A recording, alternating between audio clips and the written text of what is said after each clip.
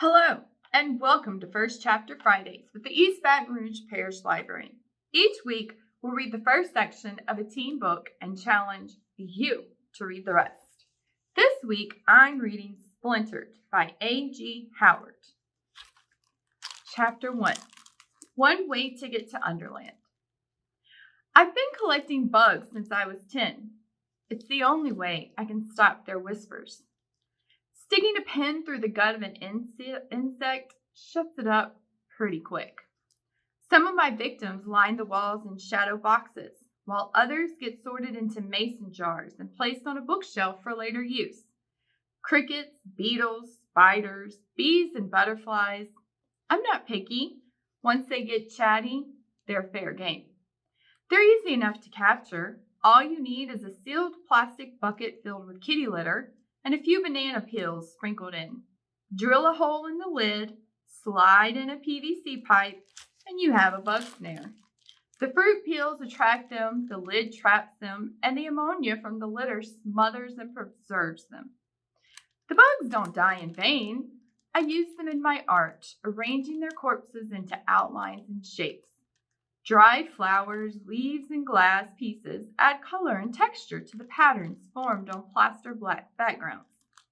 These are my masterpieces, my morbid mosaics. School let out at noon today for the upperclassmen. I've been passing the last hour working on my newest project. A jar of spiders sits among the art tools cluttering my desk. The sweet scent of goldenrod breezes through my bedroom window. There's a field of herbs next door to my duplex, attracting a genius of crab spider that changes color like 8-legged chameleons in order to move undetected among the yellow or white blooms. Twisting off the jar's lid, I dip out 35 of the small white arachnids with long tweezers, careful not to squish their abdomens or break their legs. With tiny straight pins, I secure them onto a black tinted plaster background already covered with beetles selected for their iridescent night sky sheen. What I'm envisioning isn't a typical spatter of stars. It's a constellation that coils like feathery bolts of lightning. I have hundreds of warped scenes like this fill in my head and no idea where they came from.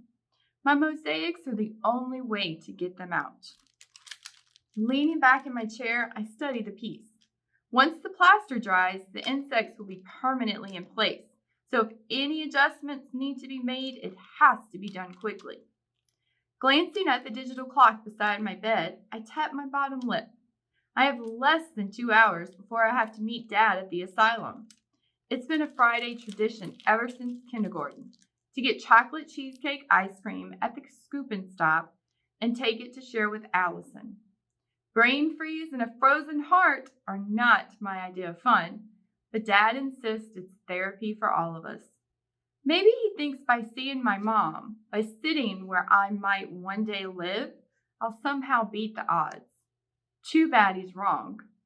At least one good thing has come out of my inherited insanity. Without the delusions, I might have never found my artistic medium.